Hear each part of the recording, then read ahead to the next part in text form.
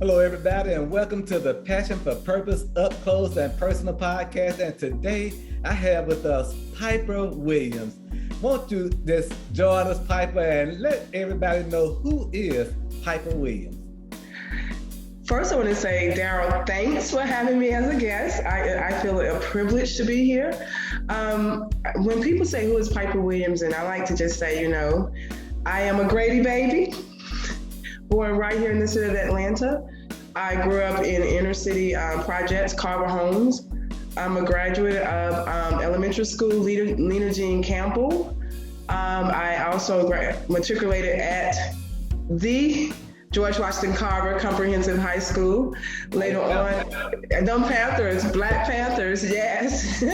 I ended my college education with Jackson State University in Jackson, Mississippi, as a result of a academic and track scholarship, from being active at Carver. And who am I at core?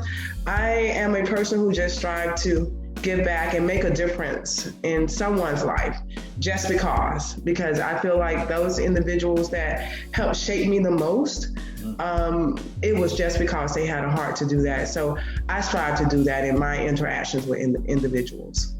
And it's interesting, me hearing this and me knowing things about you.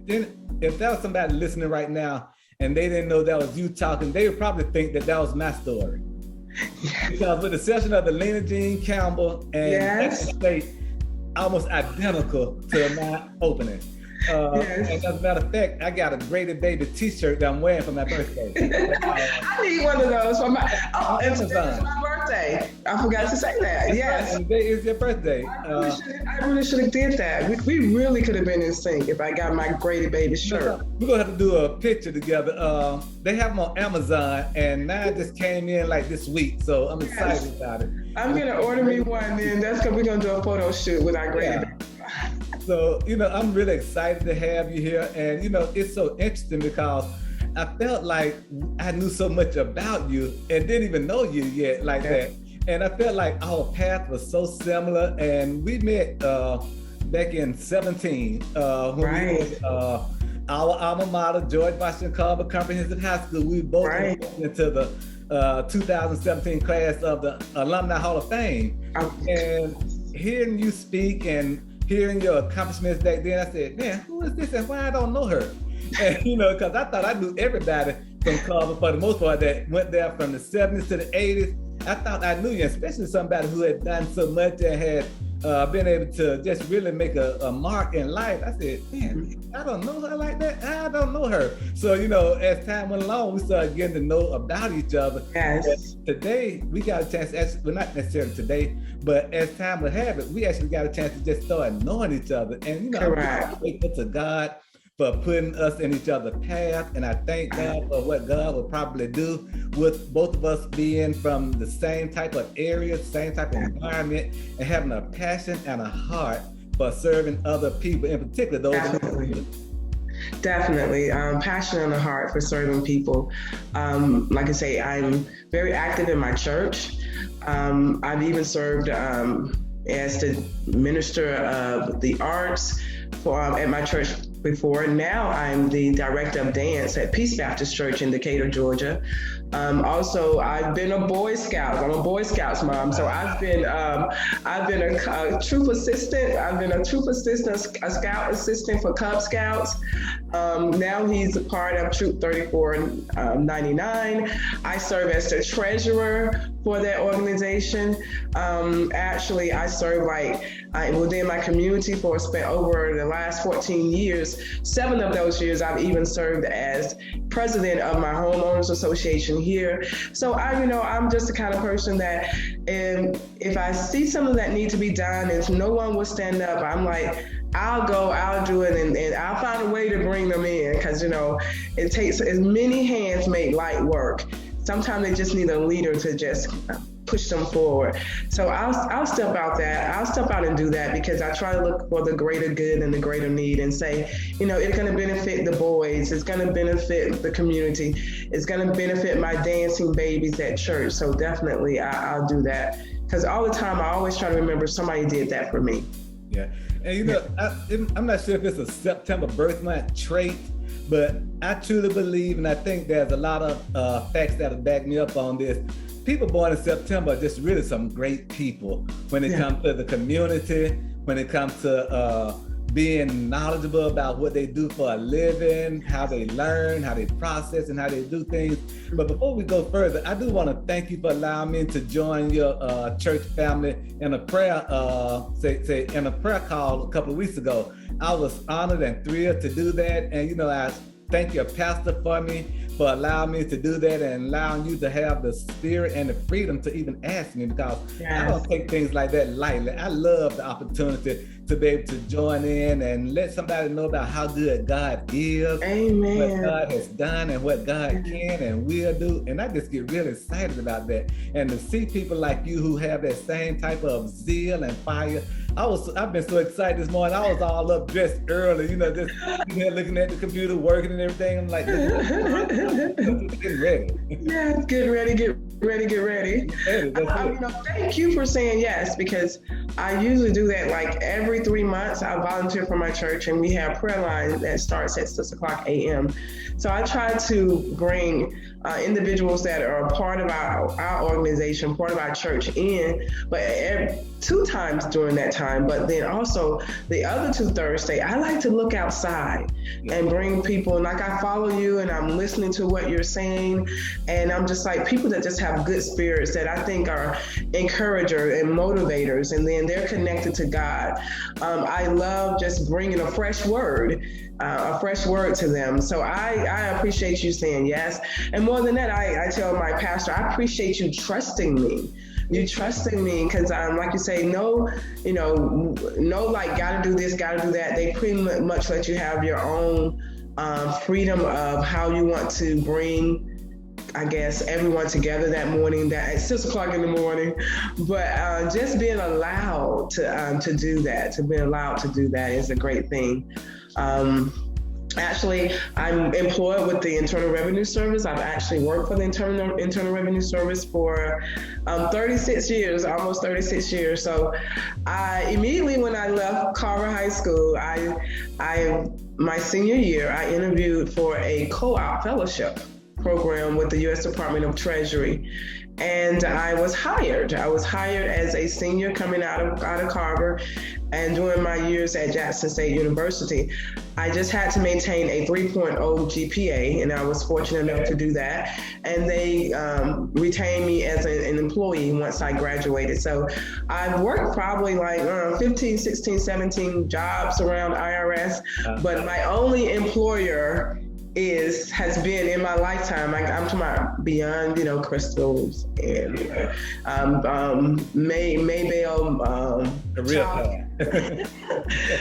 It has been the Internal Revenue Service. That is amazing. And it's interesting because, again, another similarity. Taxes have always been something that came easy to me at an early age. Mm-hmm. I was doing people's tax returns before I even really understood, before I even had a good job making money. I understood taxes, and I always thought I would work for the IRS and everything like that, but I started out in banking. So eventually I got to the IRS. I said, I really can't even tell you how it actually happened, but I got to the Department of Revenue. I'm sorry, not the IRS, Department of Revenue, which is the state version of the IRS. Yes, state. I did go and try to do a career with them and get me a retirement, because to me, I like having what they call different baskets of resources and financial. Yes. So getting that retirement with the Department of Revenue was awesome for me. And I thought about it, I said, Fed, I can go and do another 7 years and get another retirement with the IRS or another federal agency or something like that. And I haven't really done it, but and now I'm not sure if I would do it, but I said, I'll probably consider doing the 7 years, not knowing which organization, but I like having, because I feel like I'm youthful, I feel like I'm vibrant, and I feel like I'm a lot of energy, I can do things like that. And looking at you and how we have this same energy and drive, we gonna be around, I ain't gonna say a long time, but we're gonna be around doing a lot of good for a long time. However long that may be. That's good, because that's my focus, to do good. And I'm not perfect. I tell people I am perfectly imperfect.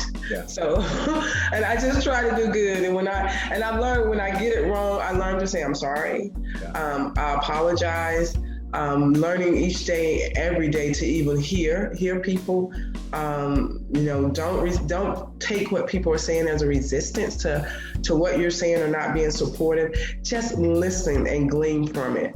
So, but I'm saying, I just know that some of the greatest moments I've had is when I worked with teenagers way back between like 90 to 2004. I actually worked as a dance coach and cheer coach at a lot of the schools in DeKalb County. I worked as a dance coach for Towers High School, Columbia, Clarkson, consulted with Southwest DeKalb, Lithonia High School, their dance coach with the advanced program. I'm actually the founder of Mahogany in Motion, which is the Morehouse College dance line from the young ladies from Spelman College. I founded that dance line in 1990 when I returned from college here in Atlanta. But one of the things that moves me the most is when on social media, when I have one of my babies, because that's what they were, at that time, they were my babies, and they reach out to me and they say, well, Miss Piper, I remember the things you told me about being a lady. I remember what you told me about character. I remember what you told me, you are your integrity. Handle yourself well. And they tell me to this day, I get a DM and say, I tell my daughters the same thing. Oh, wow. Yeah. And I tell my daughters the same thing. And then this year, even for my dance ministry at church, I had about 8 or 9 babies that started with me when they were 7, and they all graduated. So I'm so proud of them. And just the little love notes and the little thank you cards they send me about, Miss Piper, you made a difference. I love the leader you are. I love your heart for ministry and how you always are there for us. And that wasn't my intention. My intention was just to be good. Yeah. And that seed of goodness, it produced something good. So I love that. I love that.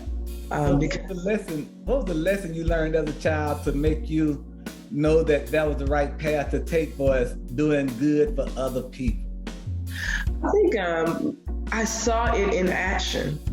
I saw it in action at Campbell Elementary.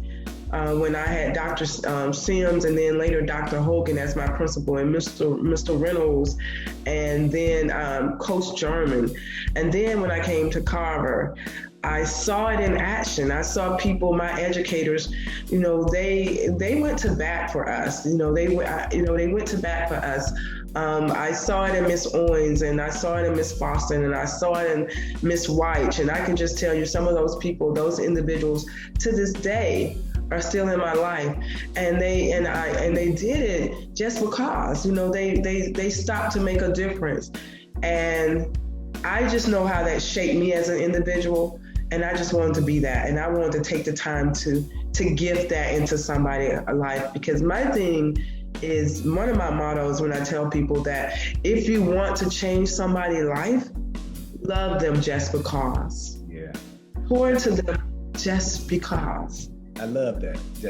Just because. And that's what individuals did to me. And I know what it meant for me as a teenager growing up in inner city Atlanta in Carver homes, where I was labeled. We were labeled. We were not looked at individually. We were labeled gonna be a project mama by the time we were 21. Gonna be a statistics where I'm gonna drop out. Gonna be a statistics where I'm gonna be a baby. I'm gonna have a baby. Gonna be a baby having a baby. Gonna be a statistics where I'm not gonna get a quality education and have a life for myself. Where I was gonna be a statistic where people was gonna tell me every month, a system tell me every month that all you're worth is $800 and $900. And I said no to that. And I said no to that because of the people that my educators and those people that I was exposed to, they showed me more. So I'm always trying to pass that gift along. And those are some wonderful names that you called, all of who I'm very familiar with. And what's so interesting, on yesterday, I was at the track working out, and there was a lady there, and I just thought she was Miss Foster. I said, but she had a mask, and I said, oh, I hope she put his mask on, because I said, that show looked like Miss Foster, the body size, the way she walked and looked. And I said, I didn't want to just go up to her all strange and nothing, but I said, she would have put on her mask, and I would have saw her, but she didn't, she never put it down. And I said, I wonder, was that Miss Foster? So I said, eventually I'm gonna reach out and see, does she work out over there now? Because I used to see her walking through communities, and she used to walk at the malls and stuff like that, just stay active. And, you know, that was one of the things that they taught us too, you know, stay busy doing something good for yourself, and you know, doing something good for other people.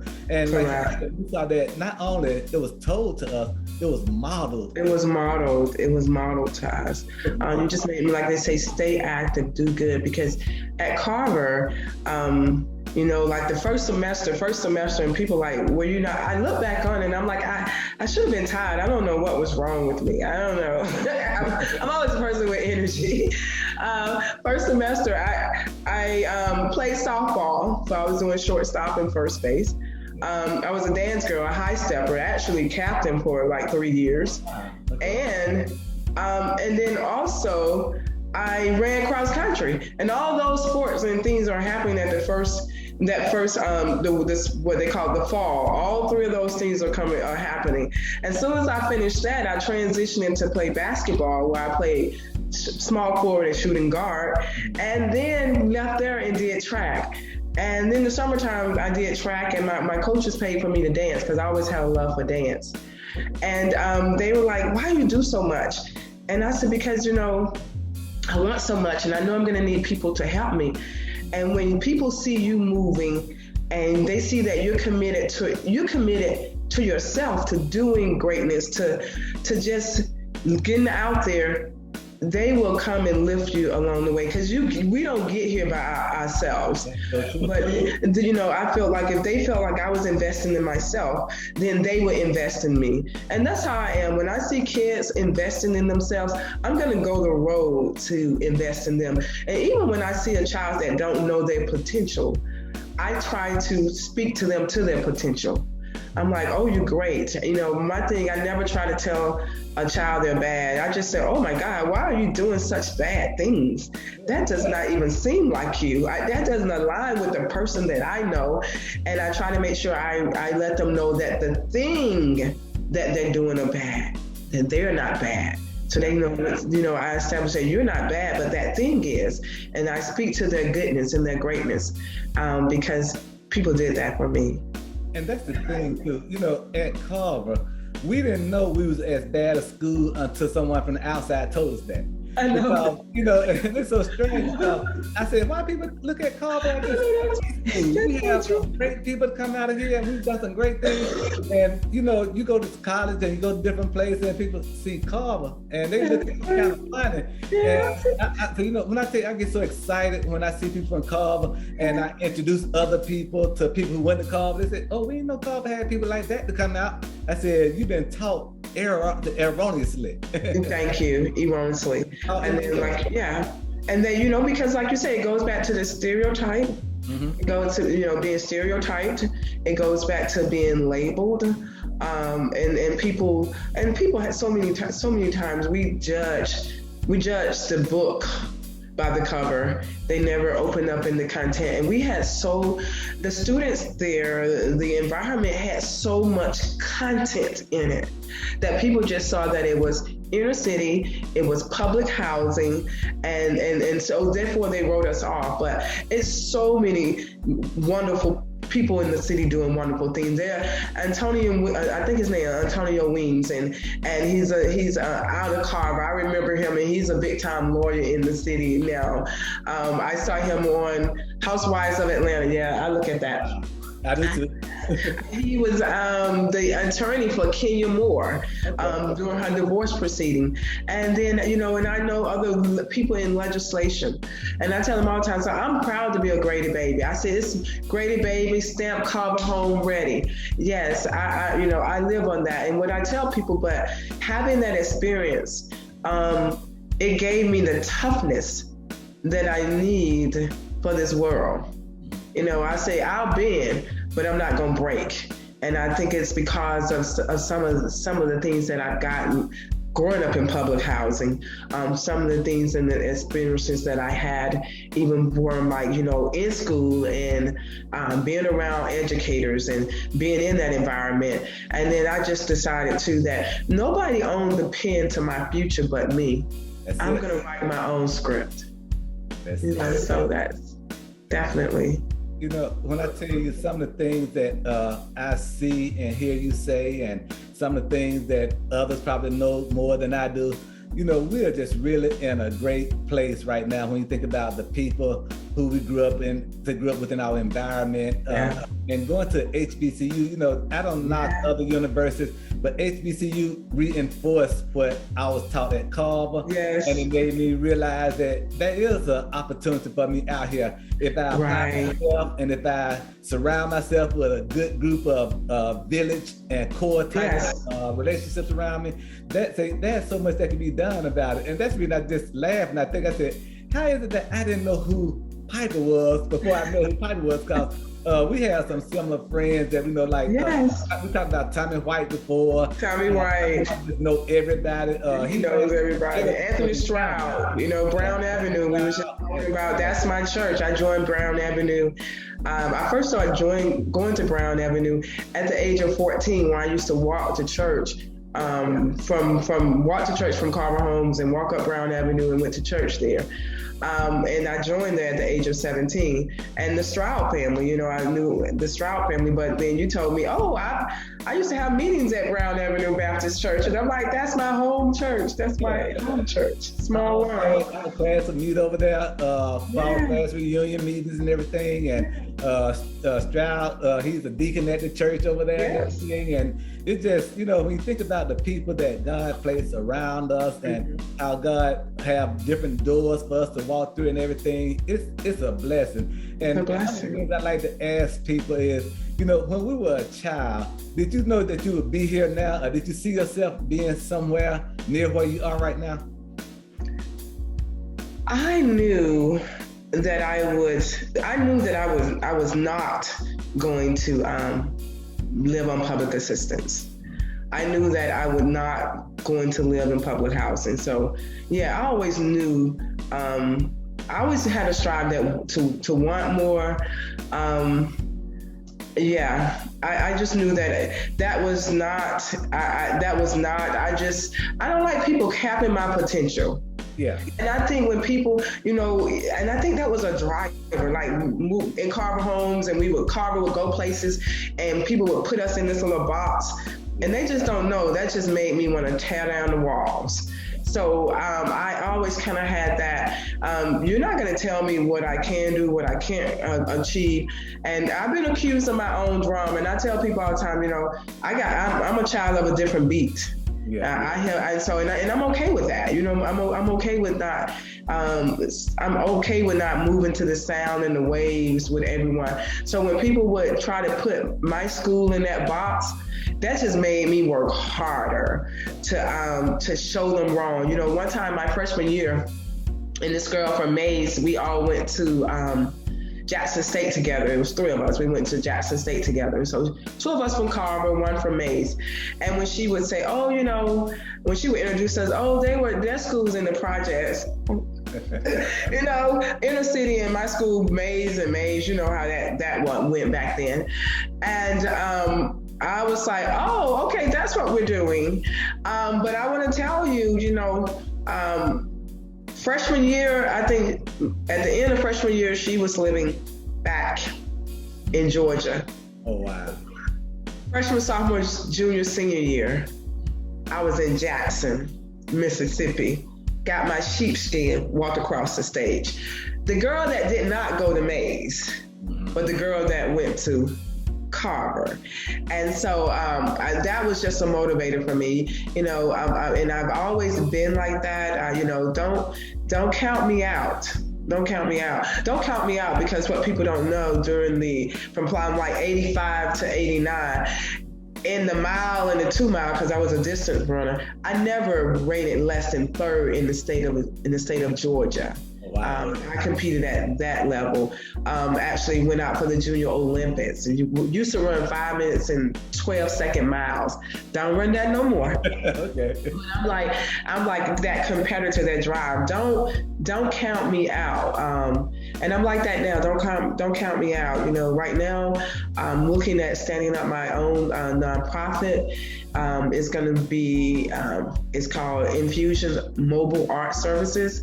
And what I want to do, there's so many, arts changed my life, just having something that I could call my own.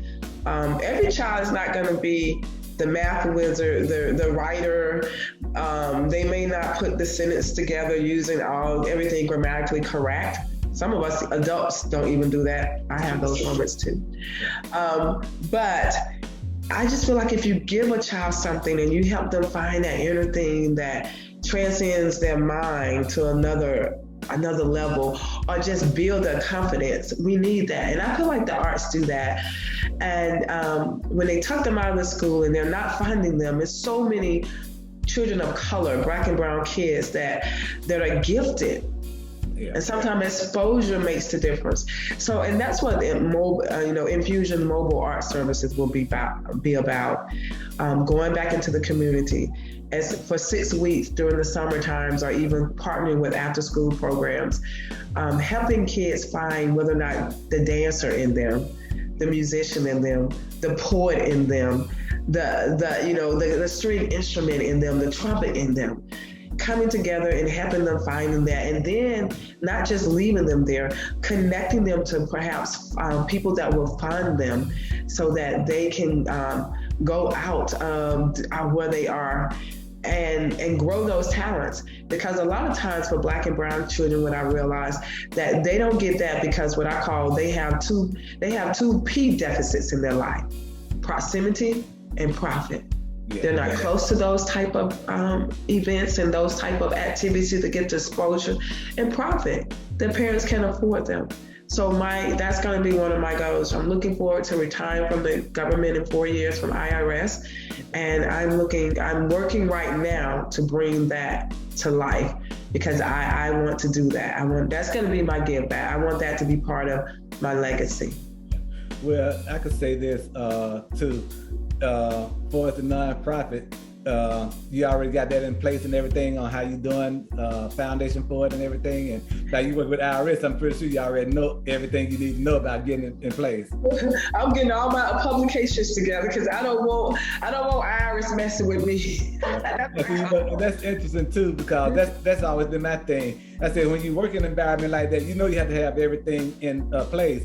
And that's right. Even with my church, I said, my church, if it ain't gonna be nothing else, it's gonna be foundationally right from the perspective of organization. That's right. Foundationally right. Foundationally right. That's good. Because I was like, I don't want no problems. Because we know the people who come after us. Yes. So tell me, what would people be surprised to know about you? One thing people probably be surprised to know about me is that I'm adopted. Okay. I am a product of, I was adopted as a little girl. But actually, when I went back and found my roots, my grandmother was one of the first African-American cosmetologists trained in business owners in the state of Georgia. Wow. Just finding out about yourself and stuff like that. Maybe a lot of people may not know that I was Miss JSU, Miss America. So I actually was one of two of only Black girls in the state of Mississippi to compete for Miss Mississippi for the crown of Miss Mississippi that takes you to the Miss America pageant. Yeah.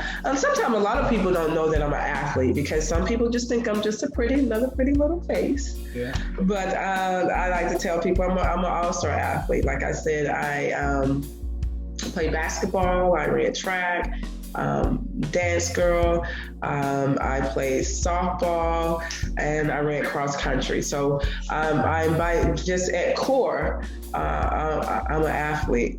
And sometimes those people miss that. I'm also a partner in a modeling agency, Exotica Modeling Agency. I'm a partner in a modeling agency, so that's another thing that I'll be pushing in retirement. Blowing that, I'm looking for beauty, all shapes and size and all color.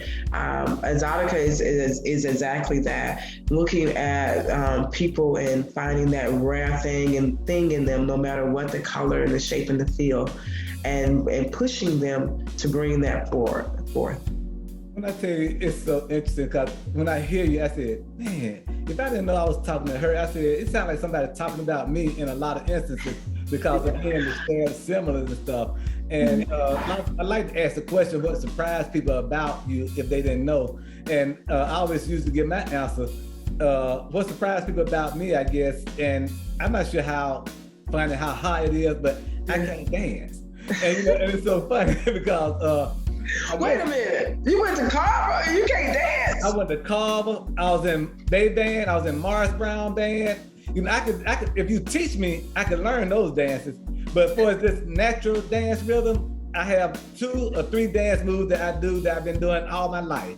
That's not it. You know how we'll say in the news, stay right here, don't go outside. Stay right here. No still and no making the pizza and I don't do any of that kind of stuff. Oh my God, that is funny. And actually, when you talk about band, because Jackson State University, Sonic Boom of the South. I actually was in the band there. I was a dance girl. I was a Prancy J set in the band there. My junior and senior year, I danced on the dance team there. I didn't make it the first time I went out. They were like, you dance too soft. That little ballerina was just, they was like, you dancing too soft. We need to see your moves. So I was a dance girl. I was a dance girl in college. I also was on the modeling team in college and the dance. Definitely the creative dance team in college. I actually danced with the Mississippi Repertoire Theater in Mississippi with the actress Tommy Stewart. I studied up under her. You've seen her in The Heat of the Night in A Time to Kill. So she was actually she was actually the director over the Mississippi Repertoire Theater. So I did that. I love praise dance. I praise dance to this day. Like I say, I'm part of a dance ministry at my church. I'm proud of the fact that I actually stood up at my church at the Mothers of Zion dance ministry. Mm-hmm. And what the Mothers of Zion is, it's a dance ministry for ladies that are like 65 and 70 years old. And they are still moving and giving God praise. We have ladies there from like 65 to 82 that are a dance ministry for them. And I love that. I love that I stood that up. I keep them moving, keep them active, because I feel like there's a gift in all of us. So I love that. I did my first praise dance at the age of 17. And I love that, so I've been dancing for the Lord. I've been dancing for the Lord a long time. And the song was Tomorrow. Tomorrow, I give my life tomorrow. I thought about today, but tomorrow. Yeah, it's so easier to say. That was the first song that I ever ministered on and danced at the age of 17. And that's an amazing song. And that was a song that, it would touch your heart and it'll tug at you, especially when you get a chance to reflect on life and how life is not really promised. That song, it will sure make you make up your mind quick if you got anything in your heart, Yes, anything. And with that song, my daughter, must have been like 20 years ago, because she's 5. At the age of 5, she's 25 now. And at the age of 5, that song was playing in the car, and we were driving, and I looked back, she was crying. So I'm like, why are you crying? What's going on, sweetie? And she said to me, Mommy, why would anybody wait for tomorrow to be and serve God and to be with the Lord? She said, why would they wait? I don't understand that, because He's good. And I said, I don't either, baby. But I was like, I thank you, Lord, that she, at 5, that God had placed in her spirit, or that, from even what I had shown her as a parent, the importance of having a relationship with God. Because there, I can tell you, like, one thing people may not know about me, and no matter what else I've said, what people may not know about me, that my anchor is the Lord. I know that where I sit today, I know for every scholarship, I know when I stopped running I stopped running at Jackson State University because I didn't like the spirit of the coach, and I stopped running. And it was the same weekend, the church I would go to, I was there and I was crying at the altar, and I got ready to leave, and the lady said, the greeter at the door said, "Why are you leaving? Because you need God the most and you're leaving." And she brought me back in, and that because I knew they had said, "Well, we're going to take your track scholarship." So I'm thinking, like, how I'm going to pay for school? This is my freshman year. How I'm gonna pay for school? I gotta go back to Carver Homes. I gotta go back to the projects. I can't do that. And Monday, I went over to academic affairs, and I said, talk to Dr. Harvard. And I said, pull my transcript. I'm a good student. I told her what was going on and the chaos in that situation. And she pulled my transcript, and she said, "You have a 3.76. And I told her I run 5 miles every morning at 5 o'clock in the morning. At 12 o'clock, as college track team, I went to do 12 o'clock intervals. At 6 o'clock, I had to go to weight training. And in between these, for the semesters, I had a 3.76. And in all my classes, I still had a current ace in all my classes. And she said, "We can't let you go home." She says, "One scholarship that's coming up called the Greyhound Armor Federation Scholarship. It's four-year academic scholarship. I got 4 applicants in. If you can get me your stuff by Wednesday, I will put your stuff in there as a candidate." I got her that information by Wednesday. That Friday, I called home and told them I want to come home and give my life to Christ. I want to be baptized. I was already going to church. I want to be baptized. My church funded me to come from Mississippi on a Greyhound bus. Oh, wow. And I got there that Saturday. I got baptized that Sunday. I got back on that Greyhound bus and went to Jackson State. That Tuesday, Dr. Harvard called me and said, "You have been 2 to 3 weeks left in school.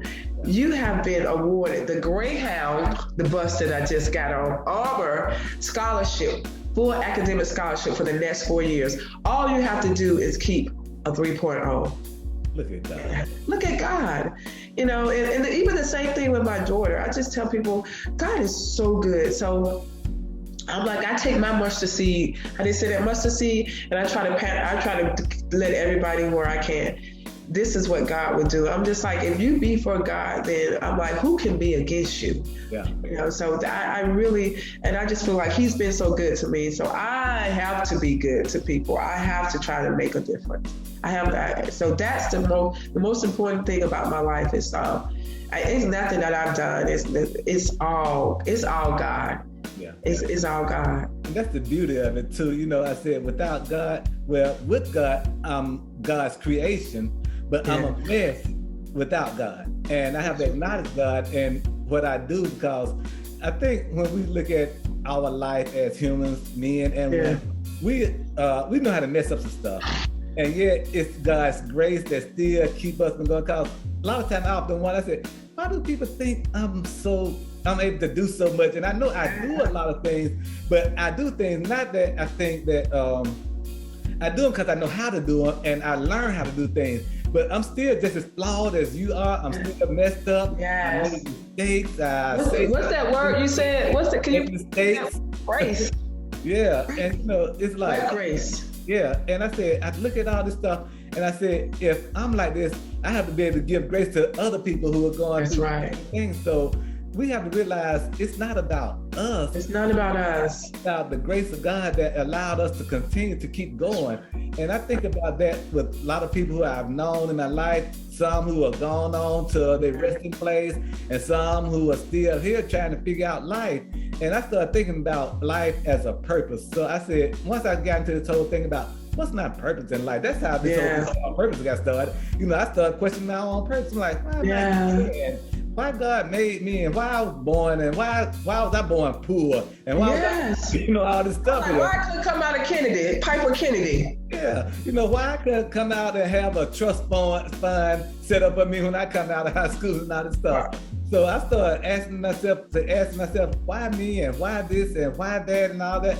And once I started realizing that God has a purpose and a plan and a promise for all of us. Promise. Let me start. And we know He's a promise keeper, right? Promise keeper. He'll never fail us and won't lie to us. And that's right. He said, Jeremiah 29:11 tells us that. That's the founding principle. Yeah. That's right, Jeremiah. And and then even with like things that happen in life, because when I found out that I was adopted, and then I'm adopted, and I'm living in this project, and then my family who at the time did not even know that I existed, because my mother was 16 years old when she had me, and she gave me to like friends, and when she came back to me, they were gone. They just told her, you're 16, you get this chance to start your life over. And for a minute, I guess that sounded well to her. Then you go back and say, let me go back and let me do this over. And I said, when I found out my family, they were middle class. Oh, wow. They were middle class. They stayed over in the Cascades, and she built a house. The house that my grandmother built is still there. I don't know. Did you ever frequent like Darryl Pool? You remember what Darryl Pool was? I have a Darryl story I'll tell you about too. Yes, Darryl Pool. Yeah. You remember when we used to go to Darryl, the right there was the laundromat. Right? Laundromat, yeah. And then next to the laundromat was Helen Williams Beauty Salon. It was a beauty salon. My family used to go to that beauty salon because the lady named Miss Norris, who used to fix my family hair, she worked in that beauty salon. The owner was my grandmother. Wow. Helen Williams was my grandmother. And I found this out years later. So just imagine this, I'm growing up in this environment that wasn't always plentiful. I've went to bed hungry. I wore shoes that were too small. But then I have this family that are entrepreneurs that owns this beauty shop that owns this boutique that's living over in Cascade. And when you find that stuff out, you're like, why me? But then I was like, I learned to say, why not me? Because God probably knew something about that may have ruined me. And what I need for my next include some of the things I probably had to get out of Carver Home. Because of Carver Homes, people that I need to touch, my experience make me relatable. Some people probably could not relate to the Cascade girl. Some people need the Carver Homes girl, because then that part of me make them know and believe that if God did it for her, He'll do it for me. Yeah. So I stopped thinking about that, and I left why me alone. Because why me sometimes can lead to sadness, just being bitter. But I just said, why not me? Yeah.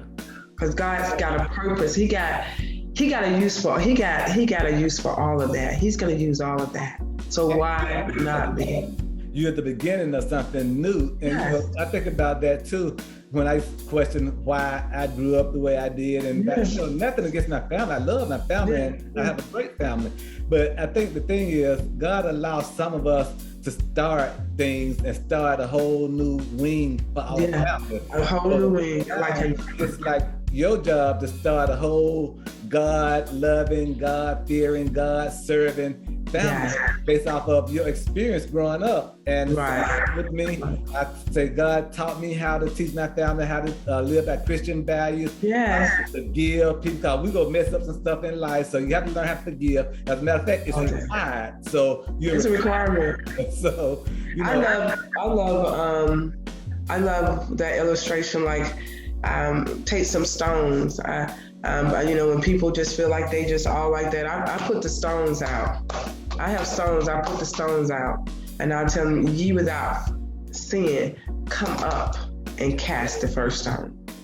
They can't do it because every time. step back, so, and even me, I had to tell myself, you ain't all that, you have to go back and say, you've done that, you have to go back and be willing to ask for forgiveness, in your own inequities. And so, sometimes I tell myself, I was like, you know what, it's just by grace. It's by grace. And when you look at, even like when we look at people that probably are right there, had in the same environment we were in, some of us did really well, but some of us did not. Yeah. And then the difference is just grace. It's this song, and I tell people, this song, I have 2 songs, and I tell my kids, and they be like, don't talk like that. And I'm like, 2 songs you must play at my funeral, or I'm gonna hunt you. And this one that's called Thank You, Lord, and they say, it could have been me. Oh, the Hawkins family, I love that song, yeah. Out there alone, no food, no home, and it said just another number with a tragic end, but he did not see fit to let those things be. Every day by his number, he keep on keeping me. So I want to say thank you. So I know that thank you. And then I just told them too, and when you take me out, can you play Marvelous? Oh, okay, I like Marvelous. It's the Hawkins family? The Hawkins family. I said, can you play Marvelous? I said, so, and when you're singing, I say, when they're crying, just let them know that right now, all I feel is marvelous, because I know that he saved me and he changed me, and those things that would shackle me, they no longer shackle me. I'm free. So all I feel right now is just marvelous. And I love that too. And you said thank you.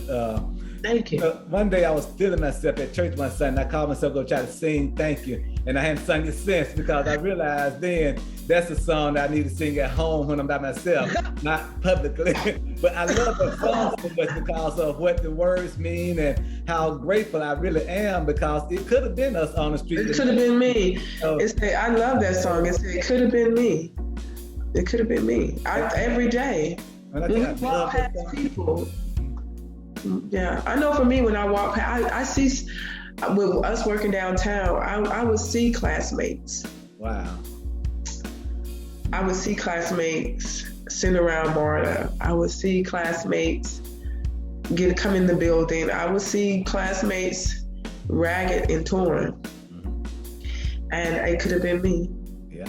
And I intentionally, when I see them now, hey, Piper, I said, I must look the same, because I wouldn't know who they were. But then when I start running, when I would go out for my walks, I always stop by the ATM, by the teller in the building. Okay. Give me like 21s, so that when I see them, I can go through and I can put something in their hand. That's amazing. So because I know it could have been me, and I'm just like, and I'm not gonna act like I don't know you. I'm like, I know you. So now, since I know you here and I look for you, and if I come through and if you call my name, I'm going to stop and I'm going to have something for you. Yeah.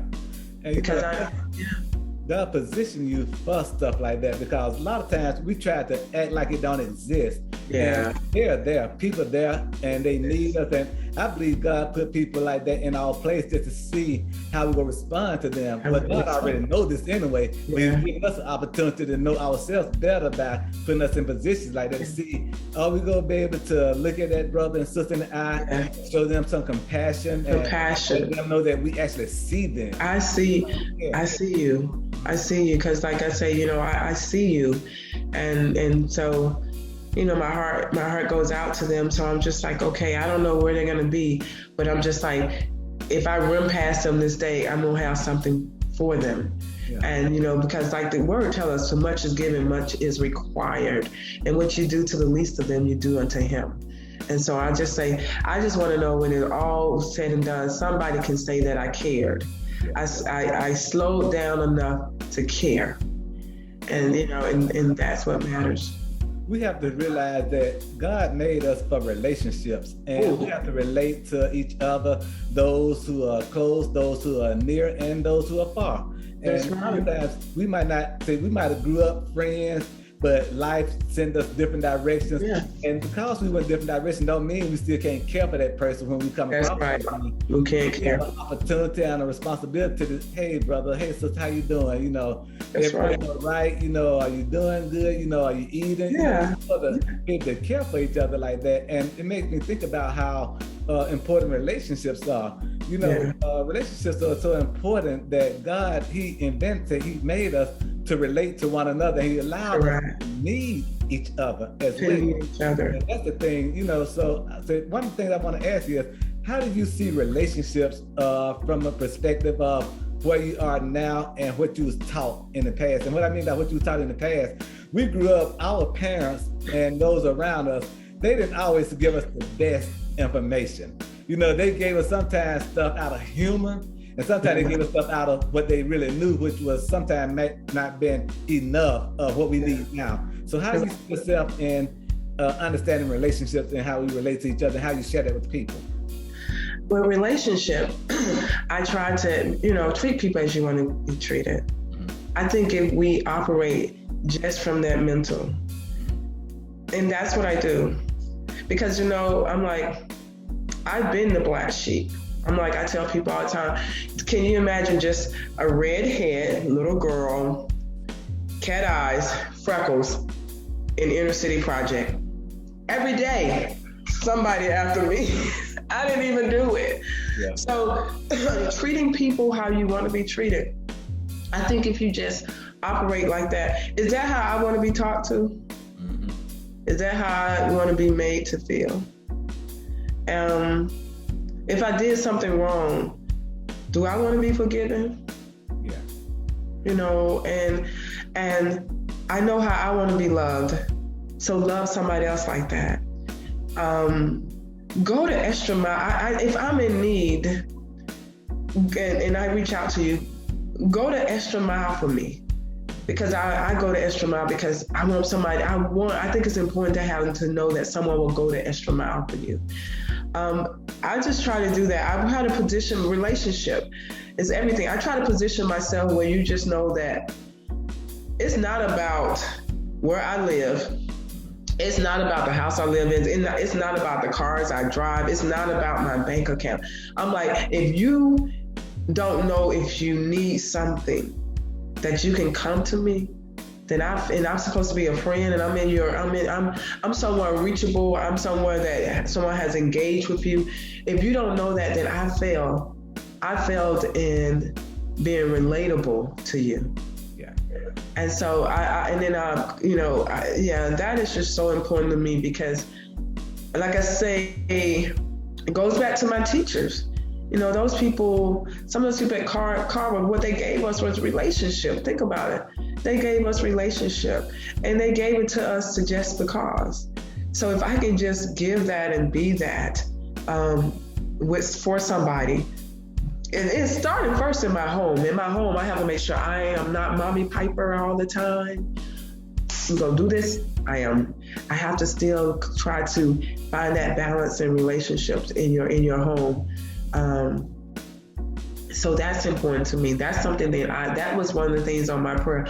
Lord, make me a kinder, gentler mommy, you know, especially having a little boy, you know, having to try to talk to him about the value of his word, about being integrity, being a man that your word goes before you and it means something, you know, switching from being that in that relationship with my son, switching from being that mommy in that authoritarian voice to giving those quality conversation. Why this matter?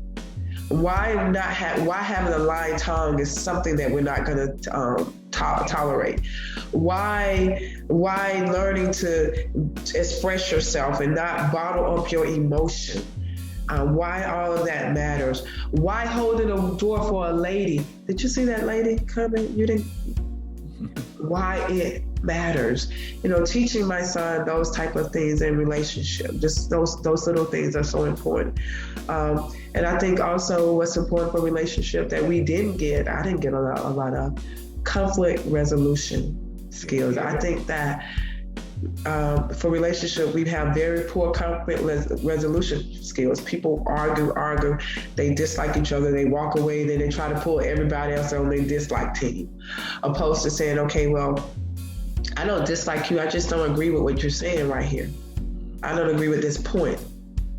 It's not that I don't dislike you, but I don't agree with this point. Learning and teaching how to talk through things, I think it has so much, it's such something that was not taught to us, but it's such a valuable skill set. And I think if we learn better conflict resolution skills in times of opposition or in times of difference of opinion, it just make the relationship better, because it's gonna stop you from using that tongue to do damage, because it's a lie. Sticks and stones hurt your bones, but words will tear you down too. So those type things. I think those are important with the relationship, and stopping to say I love you, stopping to say I care, stopping to show I love you, stopping to show you care, and grace. Can't get around grace. Grace and mercy. And that's what's so important too. When I think of relationships so important. And before we had all this stuff, I had started I like to call my own movement about relationships matter. And that was before we started having all the lives matter. But I used to have like my Be Better on Purpose band. I used to have Relationship Matters band, and I used to preach on relationships all the time. And I started thinking about the importance of relationships and even how we become friends and how you get to meet people. So I would actually tell people sometimes, if we're going to be friends, there are certain things you need to know. I take friendship seriously. I said, this is the chance, this is the time right now for us to walk away with no penalties, no harm, no fire, and no sad feelings. But you're gonna stay here in my circle, and you're gonna be a part of my life. There are certain things you're gonna need to know, and there are certain things I'm gonna respect, because it's really serious. And people know me; they know that I'm a phone call away, a text away. But I might not call you as much as you want me to, but I'm there for the need. I might not be there for all the wants, but I'm there for the need. Yeah, and what I've learned about relationship, if I gotta touch it too, if I gotta touch this relationship and this friendship all the time, patty cake it, and something ain't right. I have friend girls, I don't talk to them for months. We pick up the phone, I ain't heard from you. It's just like we haven't missed a beat. Real relationships, because, and then like they say, and they'll call me and be like, "Oh, P, this is going on. Okay, what you need from me? Okay, they just need you to listen. Can you do this?" Relationship, it ain't gotta be someone you touch today. I said real relationships don't even take what I call patty cake. You don't have to do patty cake all the time. I said at some time those relationships should stand on their own. Like I used to tell, I was a supervisor for IRS, and what I used to tell my employees, it's not, when the captain is on board, I don't care how, it's not about how efficient the ship runs. The true measure of efficiency is when the captain has gotten the rowboat and he's on shore. Yeah. Can you bring that vessel home? And so I'm like, so my thing is, when I'm away, just because I'm not touching you every day, do you still know that we have the connection and that our friendship is still home? If we've done that, then we've done something right.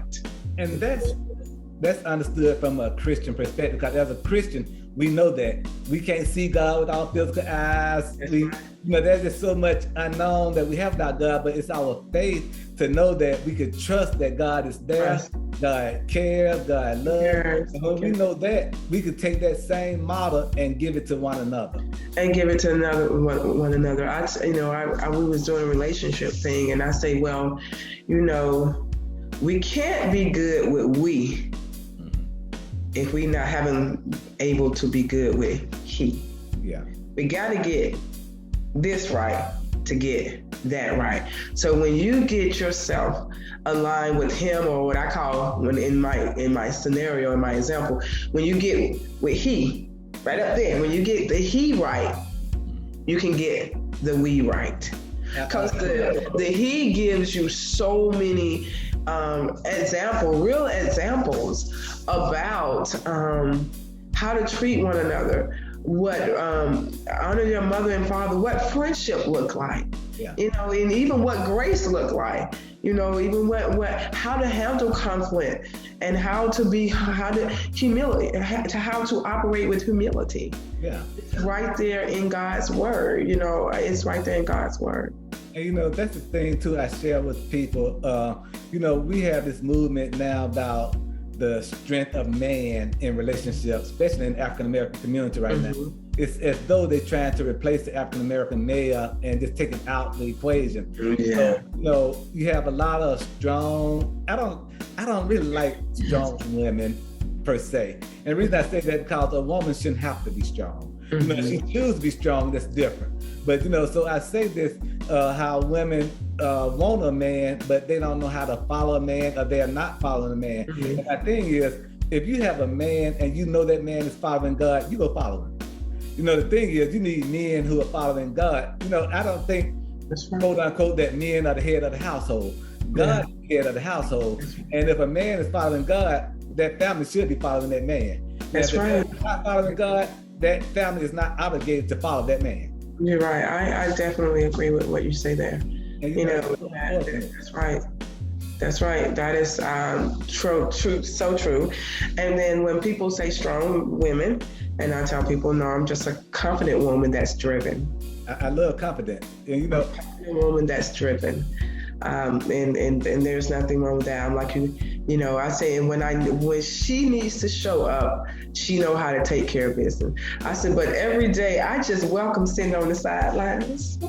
And I love that, because let me tell you, you don't hear too many outside of the African American community. You don't hear other women being called strong. No. So that's why I don't like our women being called strong. Now, I don't mind them having strength. I think they're supposed to have strength, but our women are beautiful. Our women are smart. Our women are loving. You know, those are things I want to hear called about our women, just like they call their women and things like that. That's so right. I think as a man, we have to find out how God wants us to lead those that God has given us. And yeah, we're going to make some mistakes and we're not going to always get it right. That's really have the next day if God give it to us. So, you know, Say that. New mercies. Yeah. So, new mercies every day.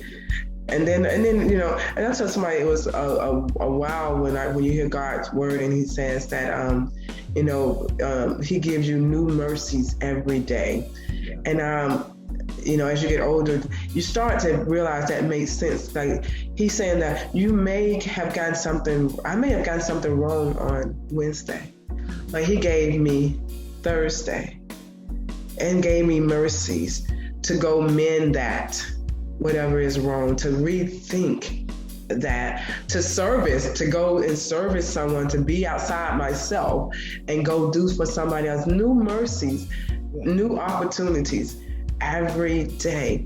You know, I did one Thursday morning, I did the power of your now. Because, you know, we're focused on position for promotion. I said, and my theme were position for promotion, knowing the power of your now. Yeah. There's some stuff you need to do right now that God has positioned you to do, that you need to move right now to make happen. Because when you move in the now, I say that's part of your placement. Don't recognize, because God got something for it. Every level, he got something for you now. I said, so stop talking about waiting on to get that right, because you're not going to get it right, because probably you're getting it right means starting right now, because when you move with God, he'll move with you and he'll work it out, because you're trying to get it right according to your own measure and you evaluating it. But God may be saying, I want you to act right now. I want you to act in your mess. While people thinking you just a hot mess and people know what it got on, I want you to stand up right now and start speaking to me. And people like, all that she got on, she talking about God. And then I said, then you're going to make some people notice you. She had that going on. And then when he promote you, they're going to be like, whoa, wait a minute. He said, because he want to use your now. That's it. And if you think about all the powerful people God has used biblically, even the ones that God used now, you have to work through that now. There are some times, and I've shared with people before, some Sunday mornings I don't have it. But I said, them people that God has placed before me, they're not as concerned about me not having it. They're concerned about what God has put through me to share with them, so they might be able to do that now. So, you know, now, that's right. You have to work through those nows, and that's the reason I love the Gospel of Mark. Mark, he writes his gospel in the urgency sense. Yes. Right now, suddenly. And suddenly. My great granddad, I learned this at an early age. He always say, "Boy, make haste." I didn't even know what haste was. I had to go and look haste up one day to find out. And haste is one of those synonyms for now. Do it now and quickly and stuff. So make haste. Yeah. So you think about things like that. We are tasked by God to operate in what we're doing now. Dr. Martin Luther King had this quote: "Too many people suffer from a paralysis of analysis."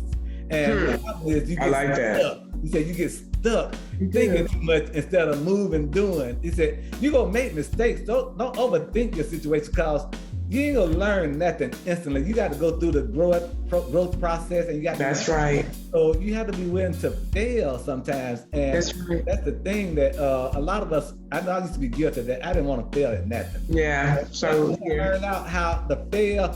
I said I'm gonna fail real good. So I had this thing about new jobs. I said, when I get a new job, that's when I'm gonna make the most mistakes, because they give you 90 days to make a lot of mistakes. I'm gonna learn, but after that 90 days, they're gonna assume that you know everything you need. So I'm gonna ask a lot of questions. I'm gonna try stuff. I'm gonna do stuff. Oh, that's right. Not bad, but I have like 90 days, so you really can't do too much right now. But after 90 days, it's on. Then I'm ready. Cause I don't ask all the questions. I don't make mistakes, and now I'm ready to perform. Because I always felt like I'd rather under promise and over perform, over deliver, and to over promise and under perform. So that's right. So when you're in the car alone, what do you think about? When I what? When you're in the car alone, what do you think about? When I'm in the car alone, it just depends. Most of the time, and I found myself sometime in the car alone, I don't have no music on, and I just be in my thoughts. Sometimes I can ask God, what do you want me? Who you want me to pray for? What am I doing? I could be looking at my life. Sometimes I'm just looking at people around me, because you gotta be very careful when you drive in Georgia. But a lot of times when I'm just in the car alone and I'm silent, I am just focused on where I'm going. I like to turn off the music sometimes, just to kind of like put my mind on, let's say if I'm going to help somebody, okay, Lord, show me when I get there what I need to say, what I need to do. Or I like to get myself right. I guess it's called get myself right. I like to prepare myself. A lot of times, especially on Sunday mornings, when I have to minister, I just want to play that song over and over again. I need it to marinate in my spirit.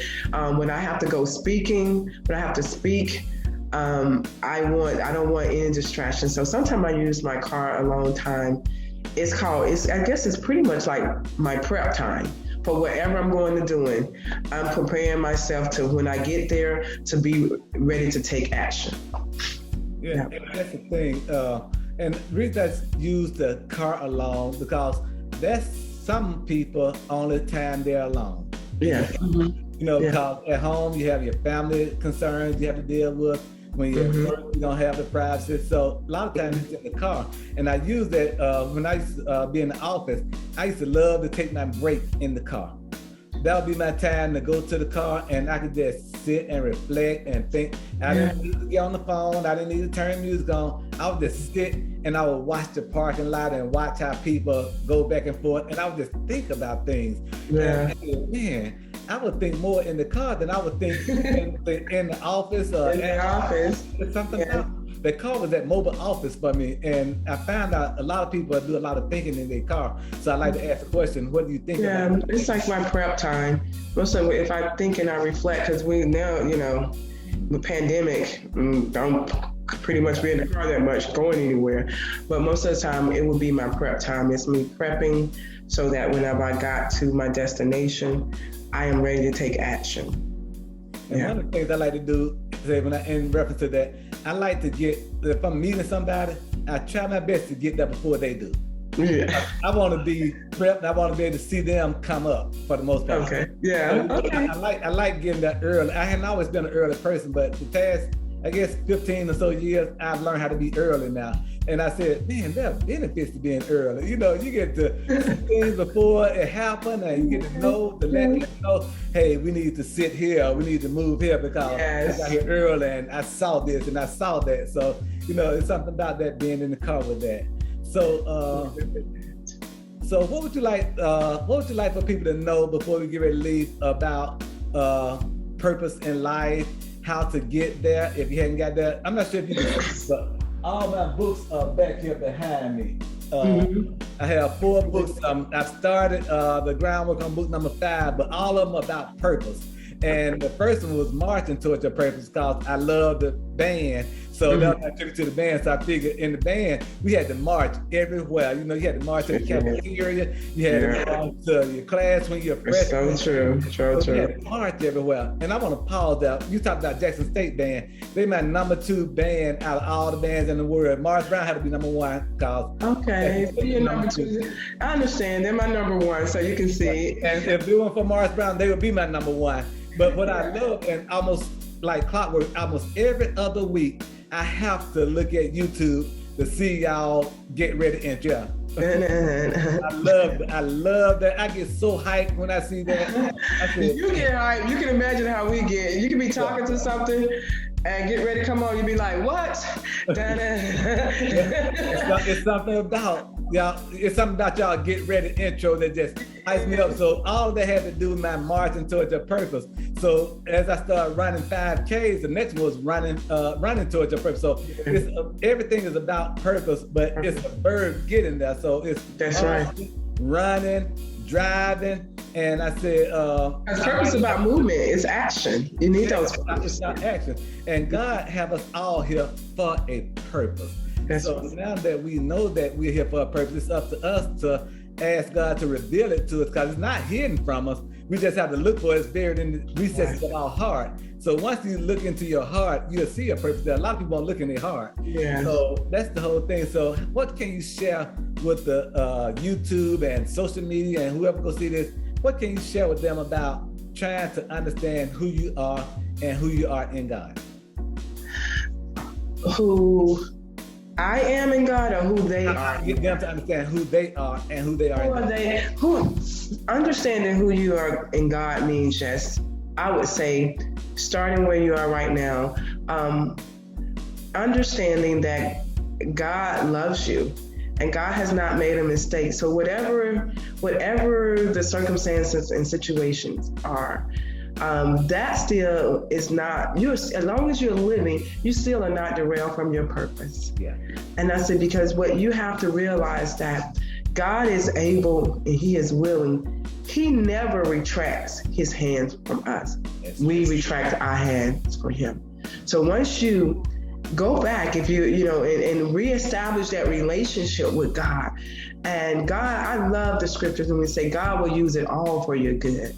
So whatever that is, wherever you are, it is not too late for your purpose, for you to live on purpose, for you to serve on purpose, for you to even find your purpose.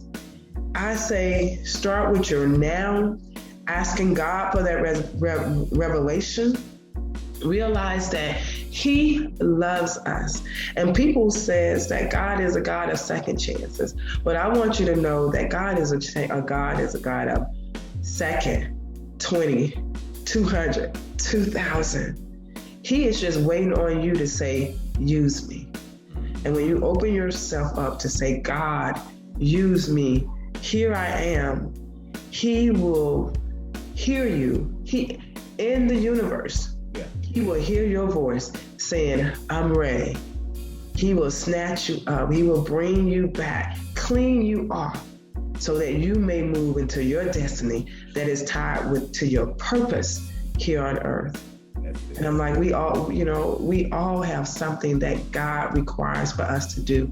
I always tell people, somebody coming along the way needs your story. Yeah. That's it. That is so true. I used to tell people when I would work jobs, people say, how did you get here? Why are you working this job? I said, somebody God want me to meet. Somebody that God want me to meet. It might be a fellow employee, it might be somebody that's a vendor or something, but I feel like everywhere I go, I'm there because God want me to meet somebody. God want you to meet somebody.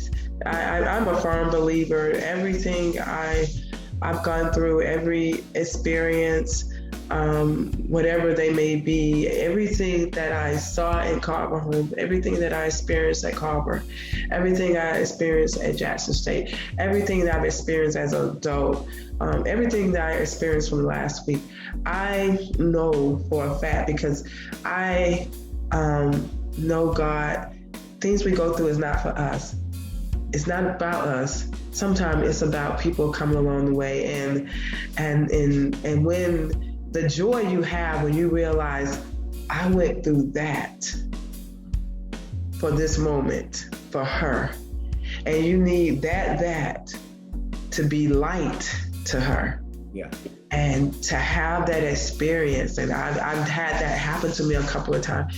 It's the most beautiful thing in the world, and also it's the most freeing thing in the world. It frees you, especially if it's been something traumatic, and you realize that traumatic thing you have just spoken out into the atmosphere. You have taken the shackles off, but also you took them off yourself, but you freed somebody else. Mm-hmm. Then you're living in that trauma, whatever it is, whatever that is, or whatever that was not in vain. Yeah. I was, some years ago, when I first got braces on my teeth, my orthodontist had a sign in the office said, "It's never too late to get it straight." And she was talking about teeth with braces. But I took that as a Christian statement also. As long as there's breath in my body, I still have a chance. I still have a chance. Yes. And God can still use us. And, that's just such a powerful statement. And I just thank God for that. And I thank God for you being here today, Piper. Thank you. Thank God for this Passion for Purpose, up close and personal podcast. And I'm so excited. And thank you for sharing your birthday with me. We're going to do something to celebrate our birthday, either virtually or something. And if you see that Graded Baby t-shirt, we're going to take a picture together. I'm getting my t-shirt. We're going to do a photo op. I'm getting my You got to do it. You got to do it. And hopefully they have a homecoming for Carver, and we can see each other at homecoming this year too. I'm going to try I usually try to make at least that game if I don't go to any other game a year. I try to go to one game and make it homecoming. So. And Darryl, if make sure you let me know, because sometimes I miss things on social media. I'm there and back. If they found out about that homecoming, you make sure you DM me, because I definitely I want to come and I want to be supportive. I say I want to do that. I want to do that. I try to do a football game and a basketball game. So definitely that could be. I have to add basketball. Definitely that could be I connect. So, but I just thank you for charging me to be better on purpose. I thank you for this opportunity. I'm excited about what next is. I thank God last night. I was like, thank you, God, for closing the 53. He allowed me to close my 53rd year of life here and birthing 54. And so I say so God, I just give this to you. And I was like, I'm just happy, because I know so many people lay down and they didn't get up, especially in this COVID time. So for you to just grace my lungs with breath, grateful and happy. So thank you for having me. I'm going to go be better on purpose. Thank you so much, Piper. And I look forward to talking to you very soon. Talk to you soon. Take care. You too. Bye-bye. Bye, Virgo brother. Bye, Virgo sister. Yeah. Bye. Bye-bye.